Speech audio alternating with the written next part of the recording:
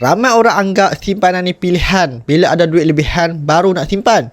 Betul ke cara ni tuan-puan? Masalahnya tuan-puan, selagi kita ada gaji setiap hujung bulan, simpanan memang jarang jadi keutamaan. Tapi tuan-puan, cuba bayangkan, satu hari nanti kita dah tak mampu bekerja.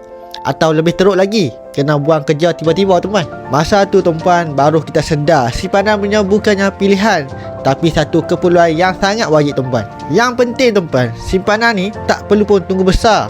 Mulakan dahulu dengan kecil pun tak apa tuan-puan. Kalau duit tuan-puan sering bocor tuan-puan, tukarkan strategi simpan dalam bentuk emas. Kenapa emas tuan-puan? Sebab nilainya kekal, lebih susah bocor.